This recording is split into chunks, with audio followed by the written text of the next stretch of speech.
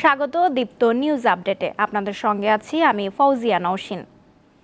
আজ পবিত্র ঈদে মিলাদুন্নবী, মহানবী হজরত মোহাম্মদ সাল্লাল্লাহু আলাইহি সাল্লামের জন্মদিন। 570 সালের এই দিনে অর্থাৎ 12 রবিউল আউয়াল আরবের মক্কায় সম্ভ্রান্ত কুরাইশ বংশে তিনি জন্ম নিয়েছিলেন। 662 সালের এই দিনেই তিনি ইন্তেকাল করেন। যথাযোগ্য মর্যাদায় বিশ্বের মুসলমানরা দিনটি পালন করে। বাংলাদেশেও দিনটি উপলক্ষে নানা অনুষ্ঠানের আয়োজন করা হয়।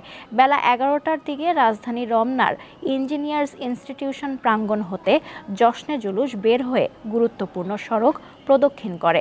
এ সময় বিভিন্ন ইসলামিক হামদ, নাত ও স্লোগানে মুখরিত হয়ে ওঠে রাজপথ। মহানবীর জন্মদিন উপলক্ষে পৃথক বাণী দিয়েছেন রাষ্ট্রপতি মোহাম্মদ শাহাবুদ্দিন ও প্রধান উপদেষ্টা ডক্টর মোহাম্মদ ইউনূস।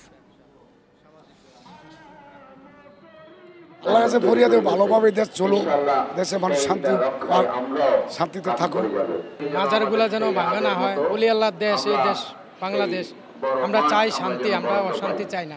নবীজির জন্মদিন উপলক্ষে এই দেশে আল্লাহ শান্তি প্রতিষ্ঠিত করুক, এই দেশে রহমত বরকত নাজির হোক।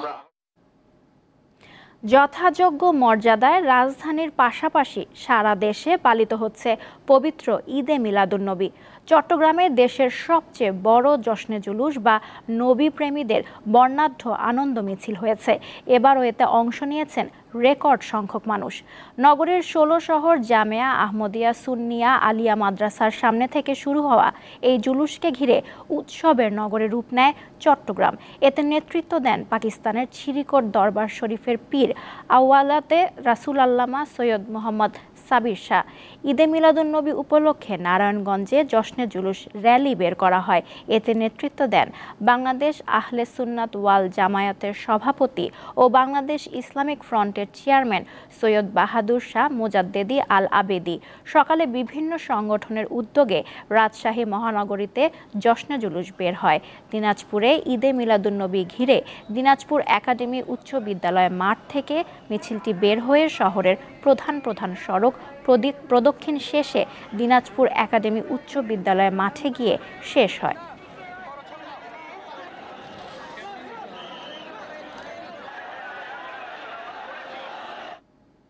আওয়ামী লীগ সরকারের শাসনামলে প্রশাসনে বঞ্চিত হওয়া কর্মকর্তাদের তালিকা করে তাদের ক্ষতিপূরণ দেয়া হবে। এ লক্ষ্যে সাবেক অর্থ সচিব জাকির আহমেদ খানকে প্রধান করে একটি কমিটি গঠন করা হয়েছে। কমিটিটি 3 মাসের মধ্যে সুপারিশ করবে জনপ্রশাসন মন্ত্রণালয়কে। সকালে সচিবালয়ে ব্রিফিংয়ে এসব জানিয়েছেন জনপ্রশাসন সচিব মোখলেসুর রহমান। তিনি জানান 2009 থেকে 2024 সালের 4 আগস্ট পর্যন্ত সময়ে বঞ্চিতদের জন্য এই তালিকা করা হবে। সচিব বলেন, যাদের চাকরি থেকে বাদ দেয়া হয়েছিল তাদের মধ্যে কেউ কর্মক্ষম থাকলে তাদেরকে ফিরিয়ে আনা হবে। অন্তর্বর্তী সরকার গঠনের পর এরই মধ্যে বঞ্চিত ও নিপীড়িত 2500 কর্মকর্তার তালিকা জমা পড়েছে বলেও জানান জনপ্রশাসন সচিব। 16 বছরের বঞ্চনায় আমি নিয়মিত চাকরিতে থাকলে এই পদে যেতে পারতাম। একটা দাবি, আমার এতদিনে এই পদে আমি ফাইন্যান্সিয়াল বেনিফিট পেতাম। আমি পেনশনে চলে গেছি, পেনশনের সময় পিআরএলে আমার যে অ্যামাউন্টটা এটা বেড়ে যেত। তো এগুলো সবই কেস টু কেস কথা বললাম। এই কমিটিকে সেই পাওয়ার দেওয়া হয়েছে, ওনারা এই কমিটি যেভাবে সুপারিশ করবে ওইভাবেই পাবে, এখানে নেগেটিভ কিছু নাই। সাংবাদিক মোজাম্মেল বাবু ও শ্যামল দত্তকে আটক করা হয়েছে। আজ ভোর 6টার দিকে ময়মনসিংহের ধোবাউড়া থেকে তাদেরকে আটক করা হয়। তারা ভারতে যাওয়ার চেষ্টা করছিলেন। মোজাম্মেল বাবু 71 টেলিভিশনের প্রধান সম্পাদক আর শ্যামল দত্ত দৈনিক ভোরের কাগজের সম্পাদক। তাদের সঙ্গে 71 টেলিভিশনের সিনিয়র রিপোর্টার মাহবুবুর রহমান ও প্রাইভেট কারের চালক সেলিমকেও আটক করা হয়েছে।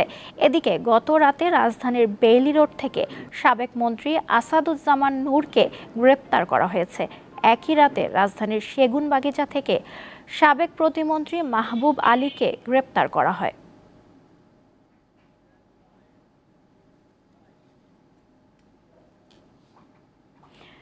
বঙ্গোপসাগরে সৃষ্ট লঘুচাপটি দুর্বল হয়ে পড়েছে। এর প্রভাবে গত রাতে সারা দেশে বৃষ্টিপাত হয়েছে। এ বিষয়ে জানাতে পটুয়াখালী থেকে যোগ দিচ্ছেন সহকর্মী মোহাম্মদ ইমরান। ইমরান, বৃষ্টির কারণে কোন কোন এলাকায় জলাবদ্ধতা সৃষ্টি হয়েছে এবং এই মুহূর্তে সেখানকার পরিস্থিতি কি? নওশীন, আপনাকে ধন্যবাদ। গভীর নিম্নচাপের যে প্রভাব, সেই প্রভাব কিন্তু উপকূলীয় এলাকায় এখনো বিরাজ করছে। উপকূলীয় এলাকায় কিন্তু এখানকার যে পটুয়াখালীর কুয়াকাটা সমুদ্র সৈকত রয়েছে, এই সমুদ্র সৈকত কুয়াকাটা সংলগ্ন বঙ্গোপসাগর কিন্তু একেবারে উত্তাল রয়েছে। ছোট বড় ঢেউ কিন্তু তীরে আসতে পড়ছে। এছাড়া বাতাসের তীব্রতা কিন্তু অনেকটা বেশি আমরা লক্ষ্য করেছি। কিছুক্ষণ আগে কিন্তু নদীতে জোয়ার হয়েছিল, সেই জোয়ারে কিন্তু স্বাভাবিকের চেয়ে পানির উচ্চতা অনেকটা বৃদ্ধি পেয়েছে, সেটা কিন্তু আমরা লক্ষ্য করছি। তবে সকাল থেকে কিন্তু বৃষ্টিপাত তেমন একটা এই উপকূলে আসলে লক্ষ্য করা যায়নি। এর আগে যে গত 5 দিন বৃষ্টি হয়েছিল এই উপকূলে, এই টানা বৃষ্টিতে কিন্তু বিশেষ করে পটুয়াখালী শহর সহ যে সকল নিম্নাঞ্চল রয়েছে, এই সকল নিম্নাঞ্চলে কিন্তু পানি জমে জলাবদ্ধতার সৃষ্টি হয়েছে। এছাড়া আপনি জানেন যে বর্তমানে কিন্তু আমন মৌসুমের সময়, তো এই আমনের যে ক্ষেত, সেই ক্ষেত কিন্তু একেবারে বৃষ্টির পানিতে টইটুম্বুর হয়ে আছে, যার কারণে কৃষকরা কিন্তু অনেকটা দুশ্চিন্তায় পড়েছেন। এছাড়া এখানকার যে বর্ষাকালীন সবজি চাষিরা রয়েছে, তারাও কিন্তু এই বৃষ্টির কারণে তাদের সবজির গোড়ায় আসলে পছন্দ হচ্ছে, তারা কিন্তু অনেকটা দুশ্চিন্তাগ্রস্ত হয়ে পড়েছেন। আমরা এখানকার আবহাওয়া অফিসের সঙ্গে কথা বলেছি, তারা যেটা জানিয়েছেন যে উপকূলীয় এলাকা দিয়ে কিন্তু এখনো ঝড়ো হাওয়া বয়ে যেতে পারে। তাই পটুয়াখালীর পায়রা সহ দেশের সব সমুদ্র বন্দরে কিন্তু 3 নম্বরের স্থানীয় সতর্কতা সংকেত দেখিয়ে দিতে বলা হয়েছে। সেই সঙ্গে কিন্তু সকল মাছ ধরা ট্রলার সমূহকে আসলে নিরাপদ আশ্রয়ে থাকতে বলা হয়েছে। গত 1 সপ্তাহ ধরে কিন্তু মহিপুর এবং আলিপুরের যে মৎস্য বন্দরের যে শিববাড়ি নদী রয়েছে, এই নদীতে কিন্তু হাজার হাজার মাছ ধরা ট্রলার কিন্তু আশ্রয়ে রয়েছে, জেলেরা কিন্তু বর্তমানেও কর্মহীন রয়েছে। তো পটুয়াখালী থেকে নওশীন, আমার কাছে এই ছিল সর্বশেষ। পটুয়াখালী থেকে জানাচ্ছিলেন সহকর্মী ইমরান।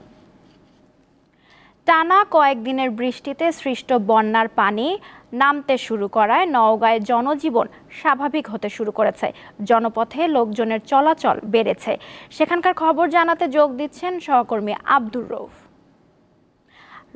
পানি নামার পর জেলায় এই মুহূর্তে কি অবস্থা, আমাদের সার্বিক পরিস্থিতি জানান।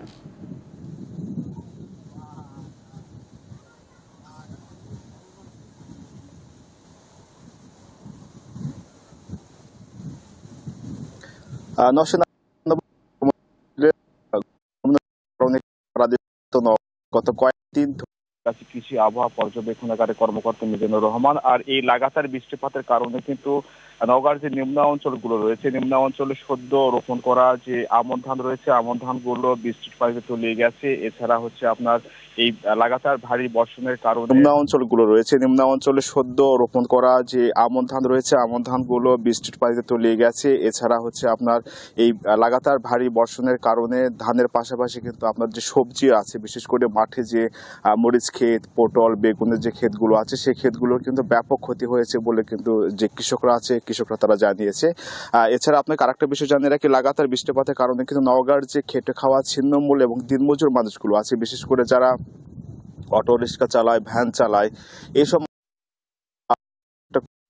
দিন যাপনে কষ্ট হচ্ছে বলে তারা জানিয়েছে। এবং আমার সাথে কথা হয়েছে আপনার নওগাঁর বদলগাছি কৃষি আবহাওয়া পর্যবেক্ষণাগারের কর্মকর্তা মিজানুর রহমান। তিনি জানিয়েছেন যে নিম্নচাপটি এখন বর্তমানে ভারতের দিকে অগ্রসর হচ্ছে, আর ভারতের দিকে অগ্রসর হওয়ার কারণে আগামী কাল থেকে মোটামুটি আবহাওয়াটা স্বাভাবিক হবে বলে তিনি জানিয়েছেন। তো নওশীন, এই ছিল নওগাঁ থেকে আমার কাছে থাকা সর্বশেষ তথ্য।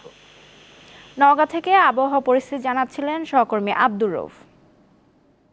এবার আন্তর্জাতিক প্রসঙ্গ। বৈশ্বিক উষ্ণায়নের কারণে সারা বিশ্বেই আবহাওয়া পরিস্থিতি বিরূপ আকার ধারণ করেছে। ৭৫ বছরের মধ্যে চীনে শক্তিশালী টাইফুন আঘাত এনেছে।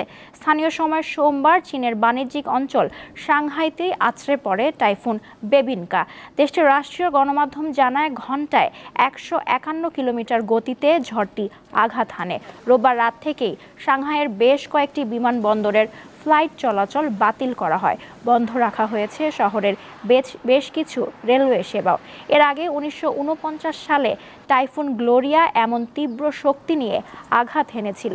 এর আগে গত সপ্তাহে চীনের হাইনান প্রদেশে ক্যাটাগরি ৪ মাত্রার সুপার টাইফুন ইয়াগি আঘাত হানে। এর আগে ইয়াগি ফিলিপিন্সে তাণ্ডব চালায়। চীন থেকে ঝড়টি ভিয়েতনাম ও মিয়ানমারের আঘাত হানে। এদিকে টানা ভারী বৃষ্টিতে জার্মানি, অস্ট্রেলিয়া, পোল্যান্ড, চেক প্রজাতন্ত্র ও রোমানিয়ায় বন্যা পরিস্থিতির ক্রমশ অবনতি হচ্ছে।